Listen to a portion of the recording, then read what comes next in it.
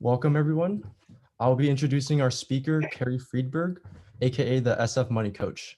Carrie is a certified money coach and financial behavior specialist with an extensive background in education, mindfulness, positive psychology, and personal development. Since 2010, Carrie has been teaching individuals, families, and small business owners all over the world how to align their spending, saving, and earning with their values. She also has been featured on US News and many other media outlets, and she has consulted with Google and many other Bay Area tech companies. Her goal is to help professionals, families, and small business owners take control of their money and find lasting emotional and financial security. So without further ado, Carrie, take it away. Thank you so much. Hi, everyone. I am Carrie Friedberg. I'm honored to be here. Let's have some fun tonight. Thank you for showing up and taking the time out of your busy end of semester commitments to take care of yourself and possibly learn something about money. You're already ahead of the game. So, how did I get here? I was once a broke college student, even though I graduated before most of you were born in 1997. I clearly remember what it was like not to have spending money for days and weeks and months at a time. I remember eating the same thing for dinner every night. It was either instant soup or peanut butter and jelly sandwiches.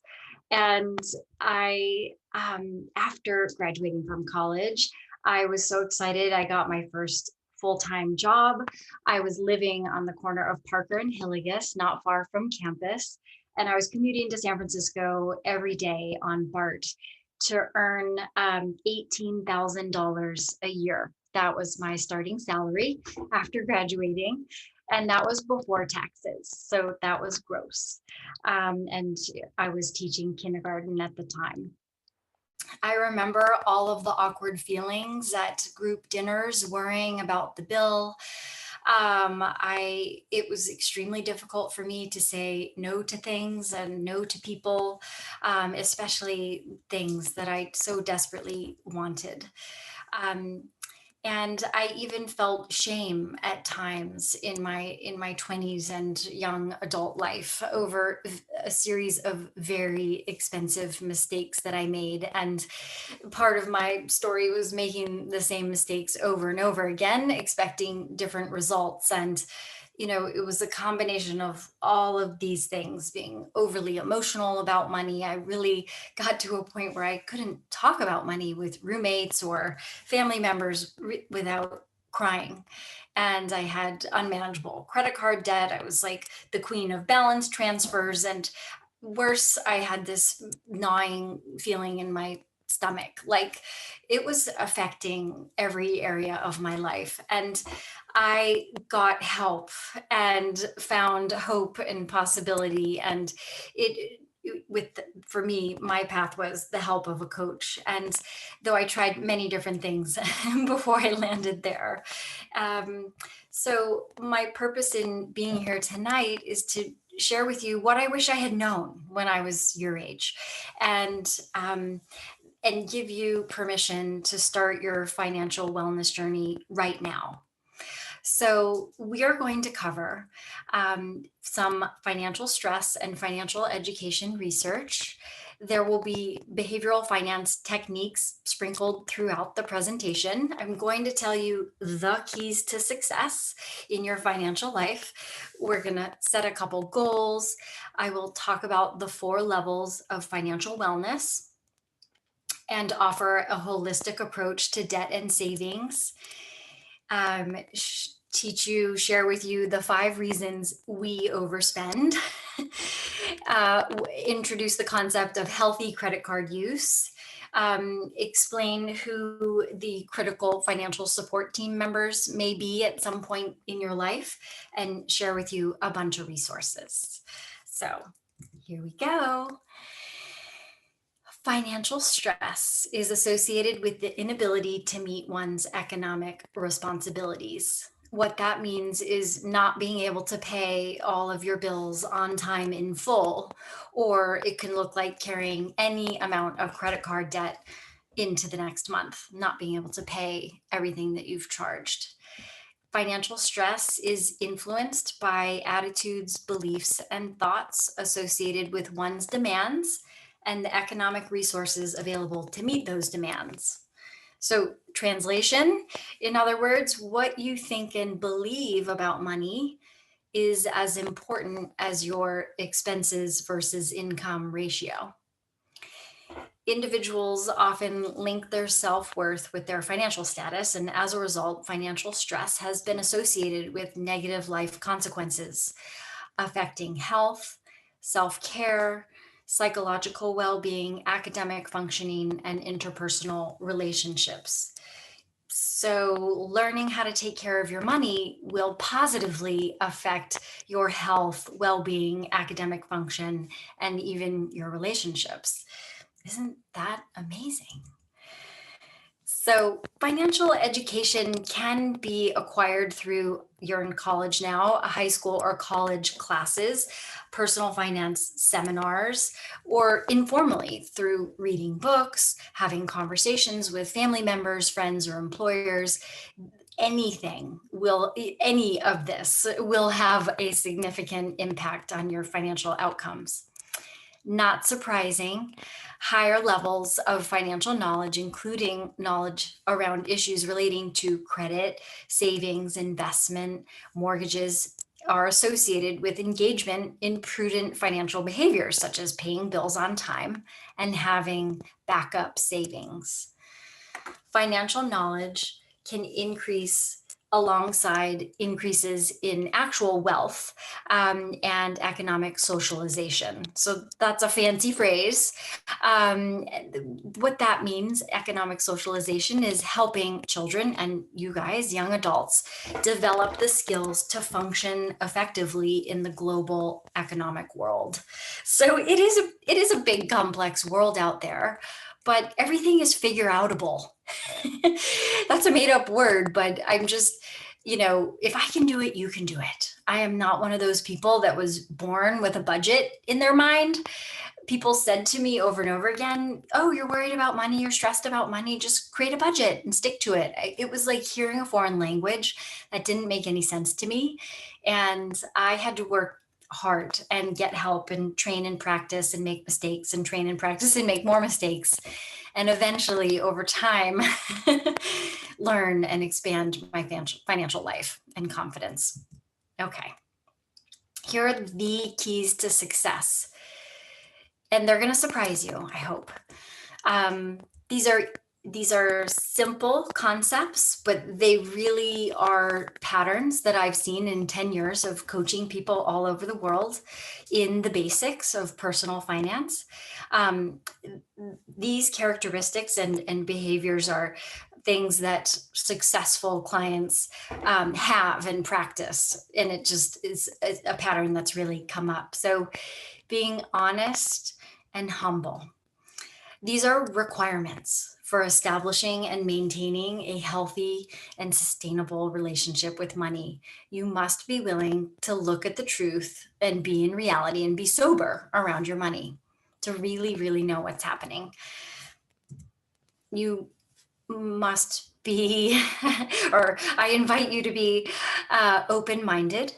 There's research that shows openness to a variety of experiences, independence, and creativity have all been found to be associated with higher levels of income. That's the growth mindset, right? It's such a buzzword these days, growth mindset versus fixed mindset. It's more of like possibility. What can I do about this? How much do I want to earn in my first job out of college, et cetera, or in a summer internship? And then willingness to perform experiments on yourself. So I'm going to scatter in some wild suggestions of things you might try, not only if you run into trouble, but proactively to enhance and increase your financial life.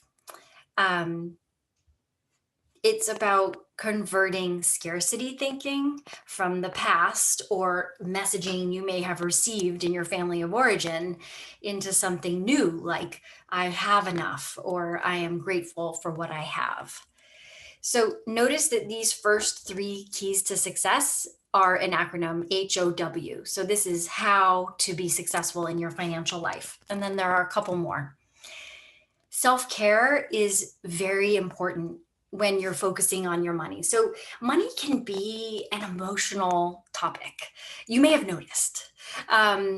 With your parents, you may have noticed with your roommates, you may have noticed with people on the street or in restaurants and businesses closing in Berkeley. So whatever other people are doing, you need to, keep your side of the street clean and make sure that you're covering the basics around ample sleep and sunlight and food that gives you good energy and drinking water and like exercise, social time, all the basics. This is part of financial wellness. And I just want to say that self-care doesn't have to be expensive. I mean, you may think of like pampering things or spa treatments or something. I mean, I'm into that on occasion, but it doesn't have to cost money. So I really want you to ask questions and share tonight. It will be all the more interesting of an evening if you are brave and raise your hand. And if you're not feeling like being vulnerable on a Zoom meeting, it's completely understandable. You can email me later and we can have a conversation over email. But Vera, you'll see in the chat list of participants, she is going to monitor the chat room and you can message her private questions as well. She won't mention your name and she'll interrupt me anytime. You're just welcome to unmute yourself and shout out like, wait, I missed that, or tell me more, or that's really hard, or I welcome any of that. Okay. So let's have some fun. Hopefully, hopefully we will have fun. Money doesn't have to be a serious and boring topic. No, it really is, a means to an end of having more and more of what you want in your life. And that isn't always about material things, though it can be. It's also about feelings and experiences. So let's take a quick moment to ask yourself, on a scale of 1 to 10, where 0 is that you are not managing your money at all and you're quite avoidant, or the money fog is thick, and 10 being that you are managing your money very well, you're vigilant, how would you rate the job you're doing today? Okay, just make a note of that or think about that. What do you want to learn, improve, or expand in your financial life? Maybe even write this down. I would recommend having a pad of paper handy, old school, ink, pen in hand, or notes open on your phone if it won't be too distracting, or any other way of writing notes is totally fine. And here's another one on a scale from 0 to 10, with 0 representing that you're not willing to change anything, and 10 being that you are very willing to change whatever it takes to sort things out. Where do you see yourself right now? In other words, how open are you to change in your financial life?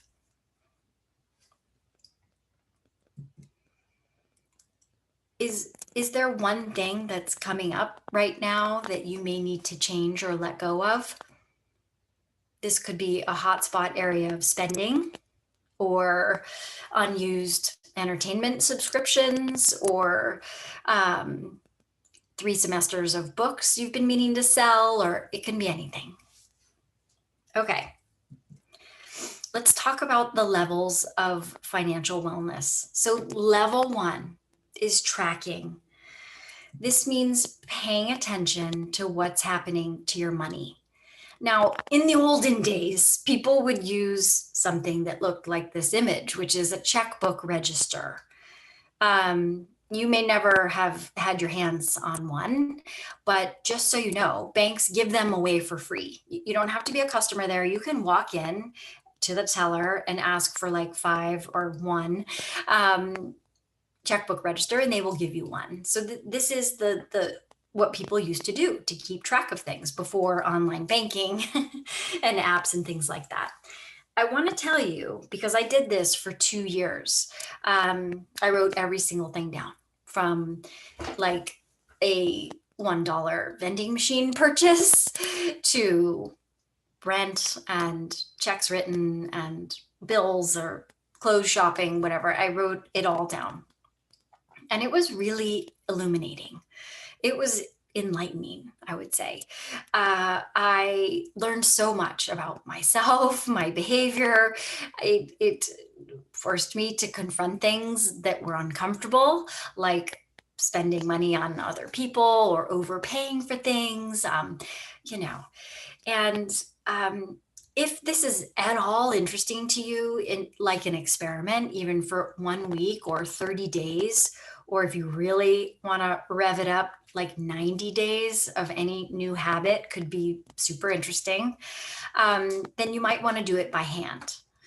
And yes, of course, you would be opening your apps or online banking and like writing things down in lieu of like receipt collection, but it's all good. There's something additional, there's something extra that happens when you write it down. So of course you could have like a blank app for that, or even use the notes feature on your phone. But it also counts to open your bank or credit card app every day to look at what's happening. That is tracking too. So simply by acknowledging the money you have, even twice a month, though I did just recommend looking every day, it's going to make you 20% more likely to hit your savings goals just by looking at your money. Good things to keep in mind if you did go on that crazy experiment of writing things down is to have a separate running tab, a separate register for each account. And, you know, I think young people, college students these days are using very little cash, but, you know, cash is a special kind of money energy that easily slips through your fingers like water and is sometimes harder to track. Of course, there's no backup system. I may be master of the obvious here, but I also just want to make sure you're thinking about these things. And of course, it's okay to make mistakes with your tracking. You can just adjust the balance to make it match what your bank says on any given day. So it's a very forgiving, process. But overall, this habit is about having the courage to subtract. Okay, so a filled in checkbook would look something like this, where you have the date, who, what, where the money went to, was it in, was it out, and then the running balance. So it looks a lot like online banking. Okay, so that's level one.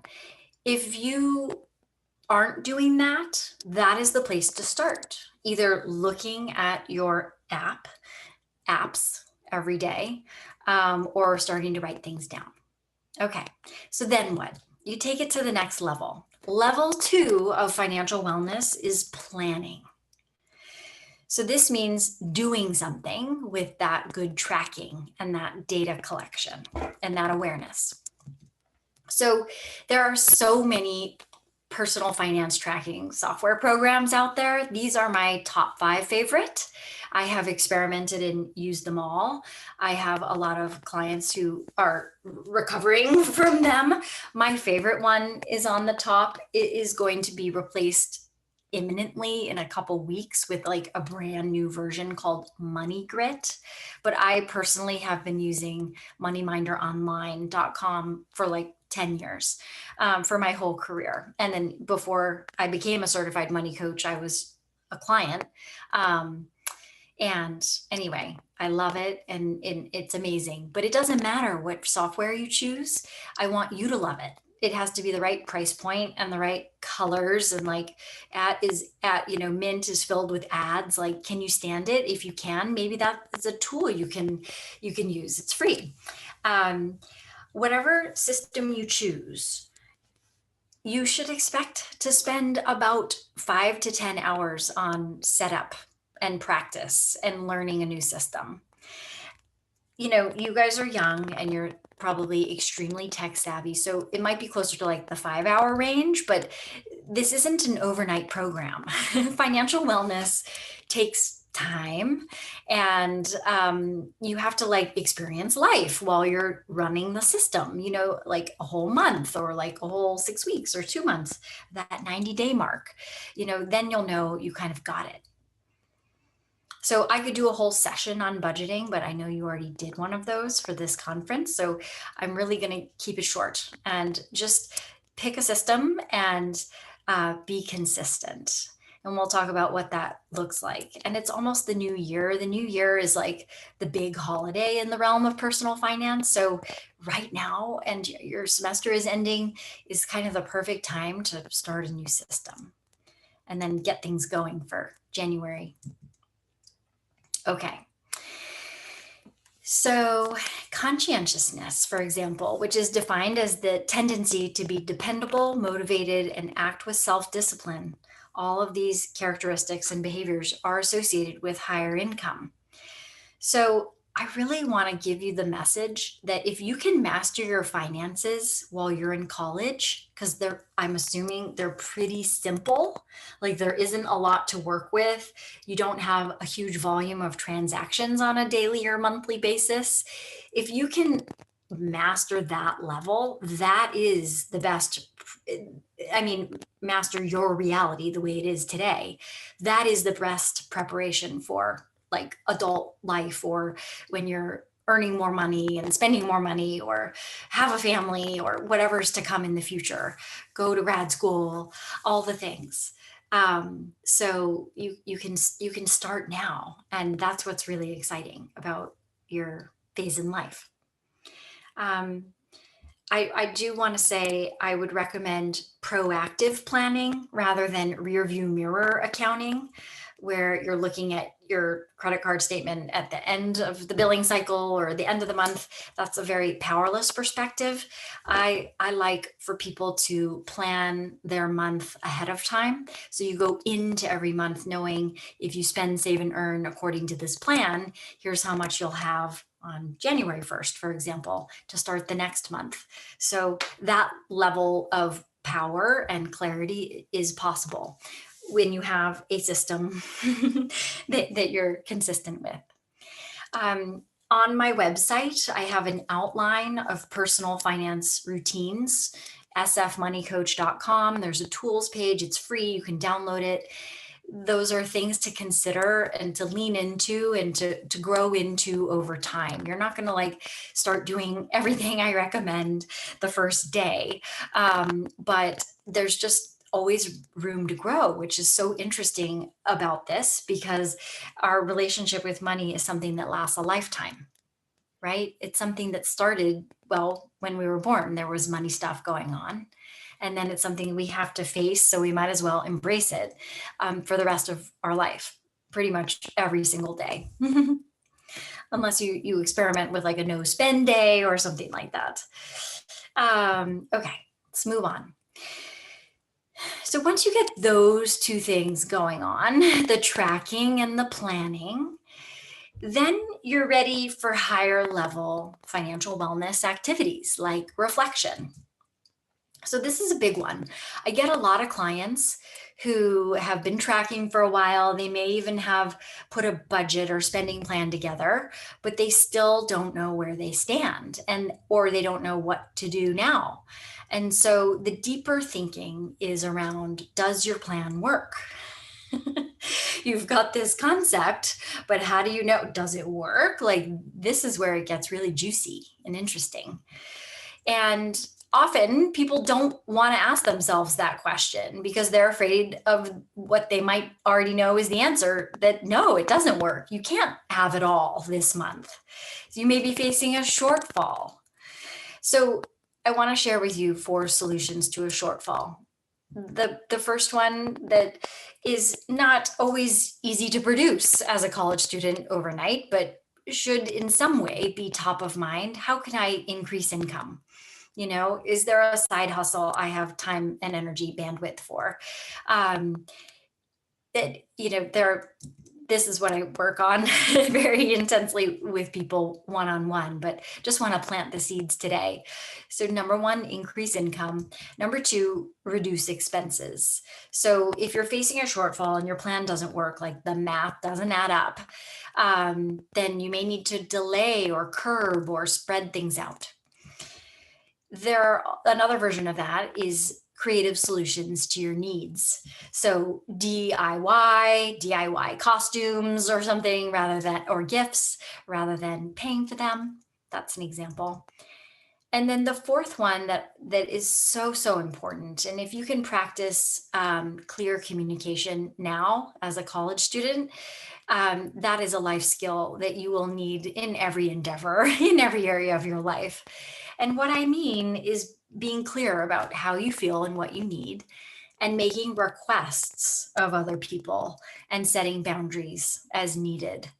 So people that get into financial trouble, hot water, financial stress, anxiety, what I was talking about with that stress research, and it starts affecting other areas of your life. I get calls all the time. People are like, I can't sleep. Like, I'm thinking about money. It keeps me up at night.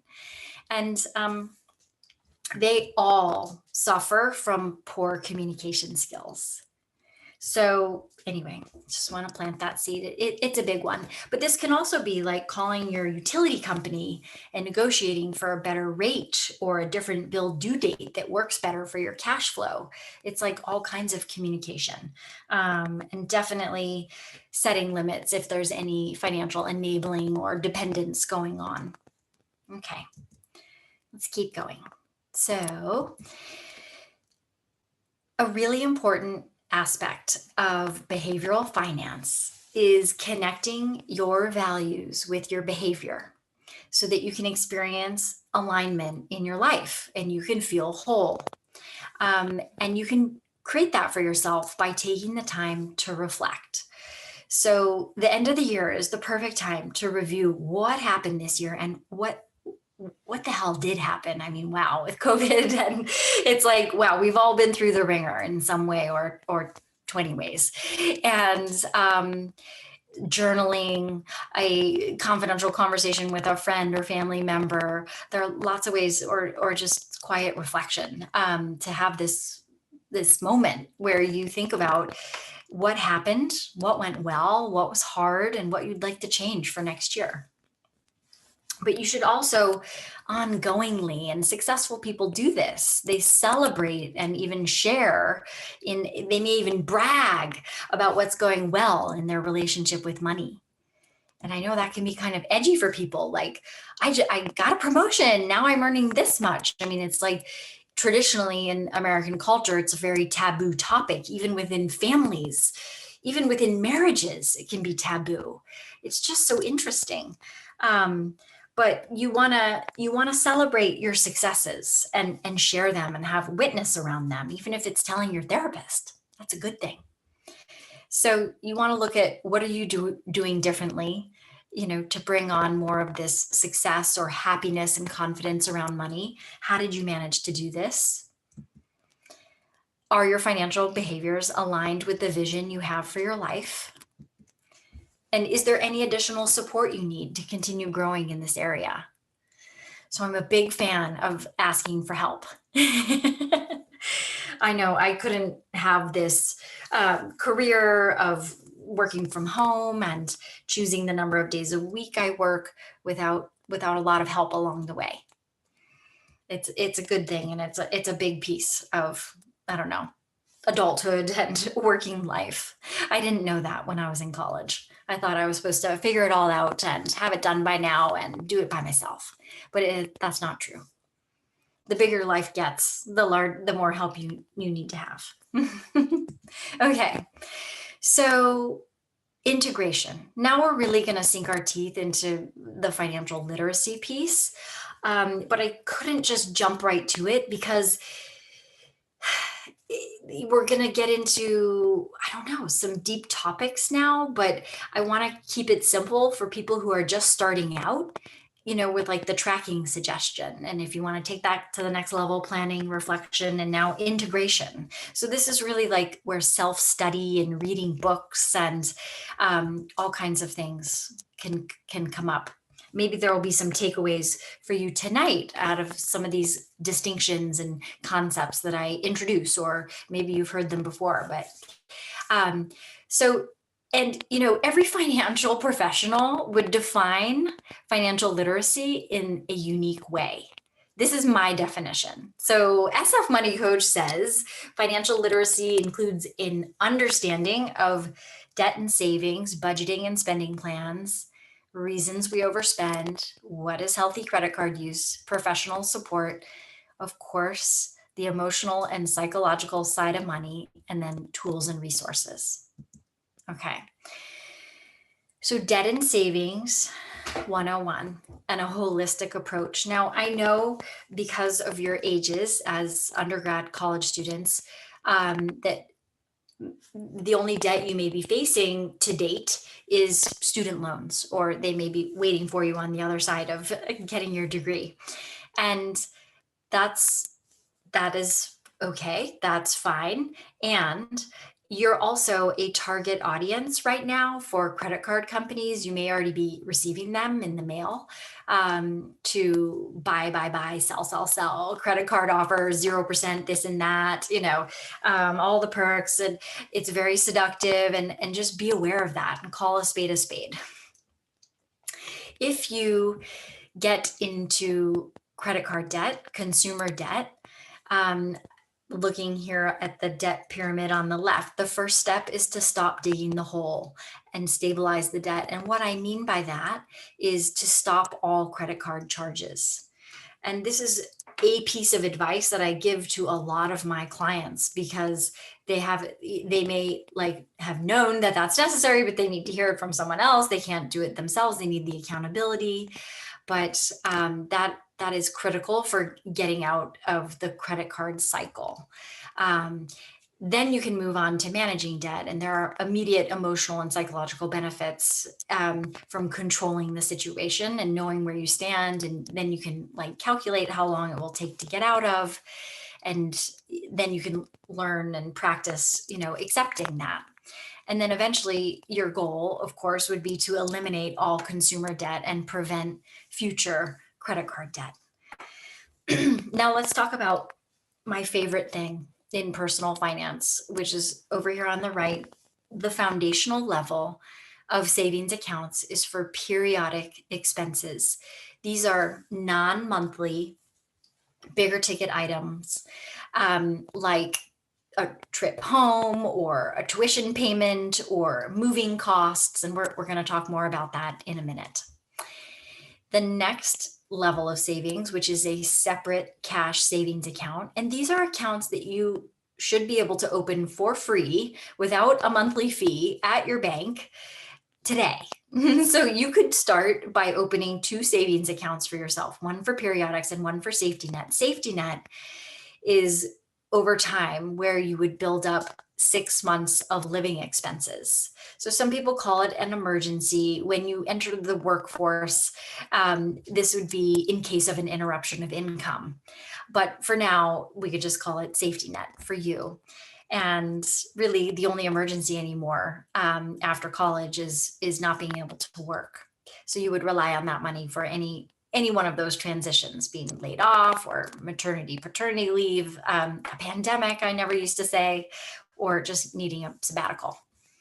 And then the highest level of savings is for investments and long-term savings accounts like your retirement and things like that. So they're all separate.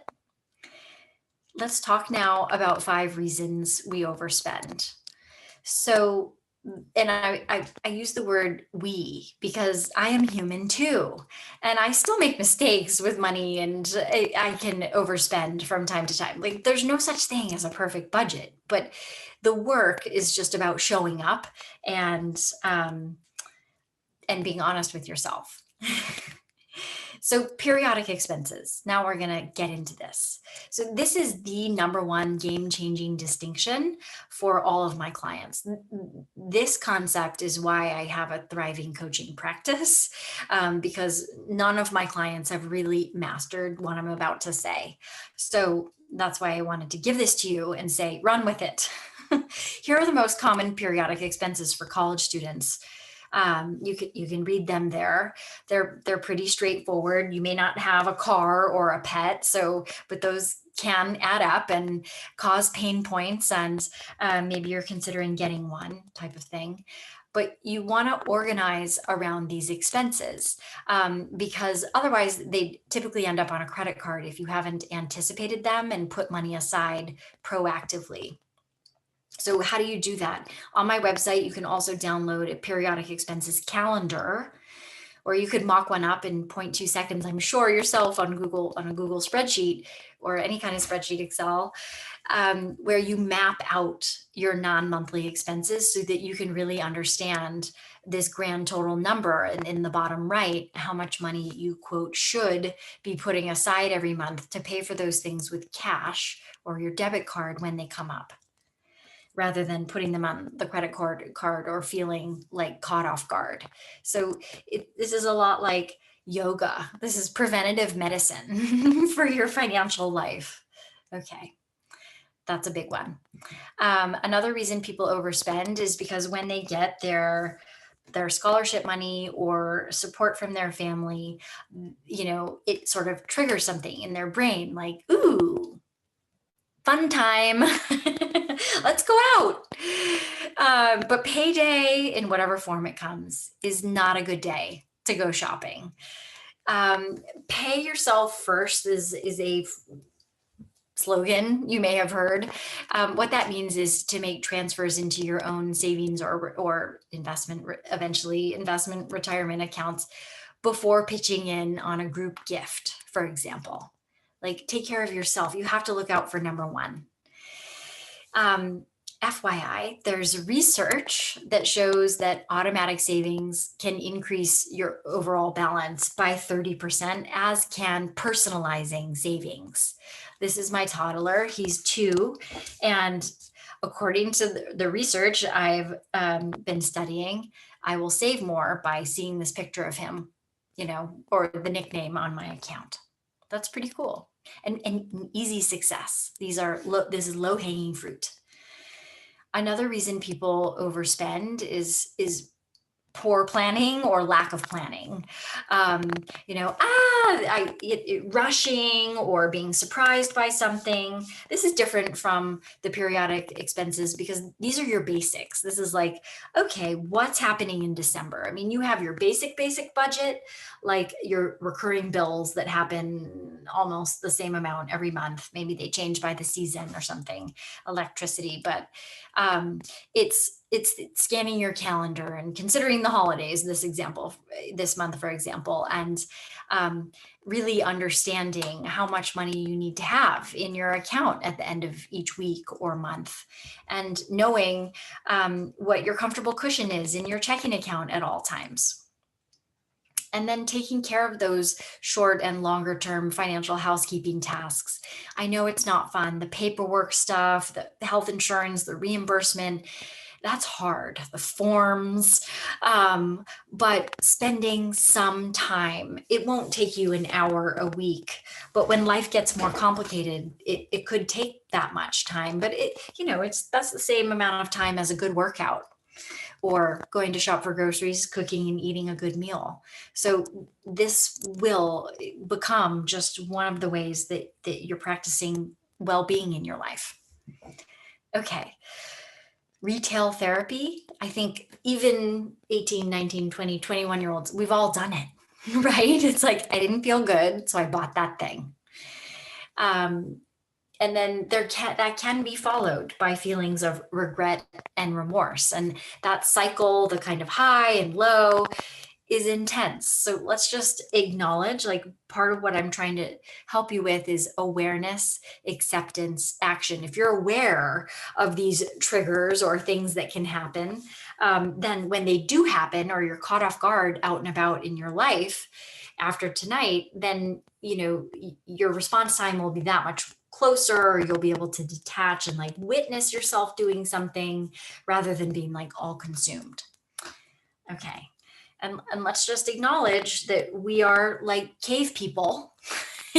Even though you go to one of the most prestigious universities in the country, which is so amazing, congratulations.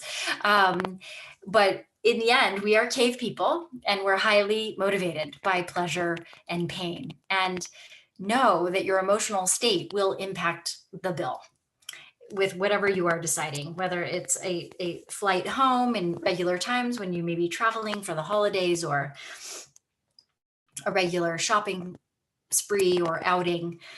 So when you're in a calm, relaxed state of equanimity, you're going to be using that wise mind rather than the emotional mind to make financial decisions. Okay. But you always have choices. So in financial wellness, it's about knowing that you have choices. You can take control. You can put yourself back in the driver's seat at any point in time. Even with regretful spending, you can sell it, you can return it.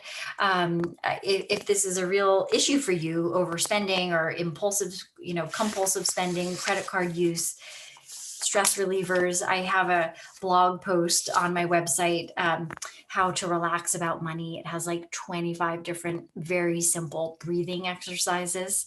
You might want to read it and use it. I found it very helpful myself. So keep the dialogue going about what's coming up for you around money. I couldn't do a personal finance workshop without talking about the nature of the beast. Credit cards. They've already come up, but you should know that there are many, many studies that have proven or shown that people overspend on a regular basis by up to 25% simply by putting things on a credit card versus a debit card. And it's because it's instant gratification. You get to have it. You get to have that pleasure. You get to, ride the high, and you're delaying the pain, which is paying with money when the bill is due. There's a couple of researchers, behavioral finance specialists, who say 100% of spending on credit cards is overspending. That literally people just wouldn't have that thing or do that thing, spend on that thing, if credit cards were not an option. So it's just interesting. And the risks of heavy credit card use include debt, of course, financial vagueness, under-earning, and general magical thinking. Okay. So who can you turn to for help? So at this phase of your life, I would recommend the first financial support team member here, which is a financial confidant. This is a trustworthy friend or mentor, or could be a professor, I guess, or a colleague or a family member who you can tell the truth to about money, about what's happening, about what your questions are, about areas of growth, pitfalls, successes. Everybody needs a financial confidant. And over time, throughout your life and your journey and relationship with money, it is very likely that you will engage with maybe not a money coach. You may never need someone like me to like get in there with the budget and the emotional side of money to help you find alignment. But you could outsource the tracking to a bookkeeper. You may employ an accountant or a CPA to help you with taxes. Business coaches and mentors, therapists, life coaches, all good people. They are part of your financial support team. They will help your finances, whether directly or indirectly. Fee-only financial planners are my favorite kind. They're also called fiduciaries. They are not selling you products or have, they have your best interest at heart. Those are usually in smaller, like boutique firms. And the rest you can read in their self-care again. So we're going to wrap up soon. I'm going to give you a bunch of resources right now and suggestions. But before I go to the next slide, I just want to say, even if you chose one thing from what I'm about to offer to read or look at this month, you would be ahead of the game. If you want to fast track your self-study in personal finance, perhaps you would engage with one of these suggestions a day, just to experiment or read something and research. Okay. So you may want to take a screenshot of this or a photo with your phone. These are all amazing, introspective, deep thinking surveys, quick quizzes that give you feedback over email, written by PhDs. Really, this father-son pair that I recently did 5 graduate level courses with. And they've written many, many books, and they're on the forefront of personal finance and psychology. So really good resource. And okay, so we'll move on. And on the practical side of things, again, you may want to check out my website. There's tons of useful free stuff on there, especially the blog, but also the tools page. I mentioned a few things. There are those favorite financial tracking software again. Choose a mentor, someone either in the media. You can subscribe to my mailing list if you want. I send about 1 newsletter a month with holistic topics and inspiration and client stories. Or you can study with any of these. These are all of my personal finance mentors. I love, trust, and respect all of them, and have deep dived at different times of my life.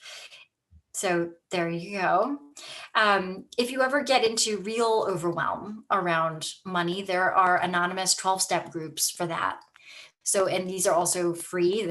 You may know they are spiritual programs, but there are like 6 different money related programs. Then there's the money section. I mean, gone are the days of like reading a giant paper or something, an actual newspaper by hand where there'd be like the money column, but you can find that on online and on your media apps. And there are many awesome personal finance websites out there and some great podcasts. It's about exploring. It's kind of like not finding a church, but like finding a yoga studio you love. You have to find the teacher, the leader, the mentor that you resonate with.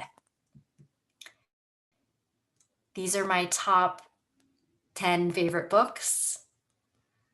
A lot of these, all of them are on my website as well. And then I want to wrap up with my favorite quote on earth, which is, you know what?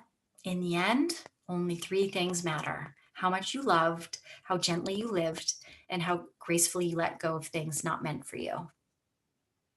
So let's open it up to Q&A now.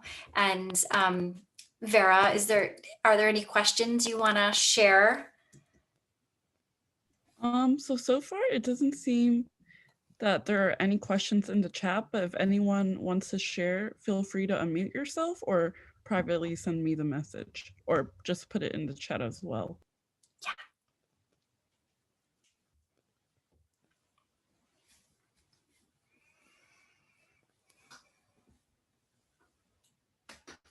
Stop sharing my screen. We can get back to Zoom. Go ahead. Yeah. Hey, Carrie. Okay. One of the questions we have is, when is a good time to get a credit card? Yeah. So there are some myths about credit cards. Like you may have heard, oh, I need to build credit so that someday I can rent an apartment and things like that. It's partially true. If you want to get a credit card in college, that's fine. You could leave it open without using it. So that would be an interesting experiment. I will open a credit card account and I will not use it and just see what that's like. And then there may be times when you are practicing healthy credit card use, which I didn't go that much into. But what that means is paying off your balance in full every month to 0, not just the statement balance from activity like 6 weeks ago, but zeroing out the actual balance. If you can do that on a regular basis, then that's healthy credit card use. And also, you never ever want to get close to your credit limit. You want to stay at least 33% away from the credit limit that they give you. So if they give you $1,000 of credit, you would try not to go higher than $666. So it depends. It depends on your lifestyle and your behavior. And if you're gonna try and be a healthy credit card user and use it well, with mindfulness and vigilance, then I say yes. But if you're more of a wild type and have addictive tendencies or a propensity to spend a lot of money or expensive things, you're not a good candidate for a credit card at this age, because your brains are still developing. Like now we know that age 25 is when an adult brain is fully developed. So you can wait until then too. Thank you so much for the insight, Carrie. We have 2 more questions, if that's fine. Sure. Oh, okay. So the second question is, where would it be best to invest? Roth IRA, 401k, or Robinhood? Okay, I don't have personal experience with Robinhood, and I don't know what kinds of accounts they offer, but I believe it's like a robo investing firm. Those are great. Other ones that are similar to Robinhood are Betterment or Ellevest, ELLE, sort of geared towards women, but I think anyone can invest there. Betterment's tagline is like investing for everyday people. So they make it very easy to understand what's happening, which is so helpful. I like Roth IRAs. There are, you put in post-tax money and then you never owe taxes on it again. And that's a wonderful thing. 401ks, I don't have one myself. And P.S., you'd want to talk to a certified financial planner or other investment advisor, which I'm not. They are the experts on that topic and this level of finances. But 401ks are great. A lot of jobs come with them as a benefit. You definitely want to max out any matching that your company offers, because that's free money. You wouldn't walk past a $20 bill on the sidewalk kind of thing. That's what I have to say about that. And to answer your question, just with one more comment, is I'd want to know more about your financial situation. Definitely. Thank you. And so I guess our final question is, for someone who is just starting to plan or budget, what's a good first step when it comes to making your budgets and figuring out how much money to allocate? Yeah, so I can't emphasize enough how important it is to spend a lot of time on your categories. So any program that you choose will come with like default categories. I would plan to spend like an hour customizing them the way your brain works and the way you think of things and would categorize and organize things. Edit the language into the way you talk about stuff, your abbreviations and nicknames for things. That exercise will make any budgeting system more sustainable for the long term. So yeah, that is a big deal. And then where do you start? The very first budget you ever create is the hardest one you'll do. So sometimes you might be guessing, sometimes estimating, or asking a friend, how much do you spend on groceries or you can scan last month's checking account to see what you did spend. I wouldn't go farther back than last month. 1 month of recent data tells you a lot about what your typical spending is. And then trust that every month your budget, your spending plan, it will inevitably become more and more accurate as you show up and are consistently looking at your money. Your money will start talking to you. And remember that it's progress, not perfection. There's no such thing as a perfect budget. You don't have a crystal ball. We can't predict these things, but you have to start somewhere, even if it's a guess. And then you're going to compare that to reality and make adjustments so that next month's budget is even more accurate. Thank you so much. Those are all the questions we have for tonight. Great. Thank you so much. Thanks for hanging in there and staying on the whole time. Be in touch with me. Send me an email. I would love to hear from you. And good luck.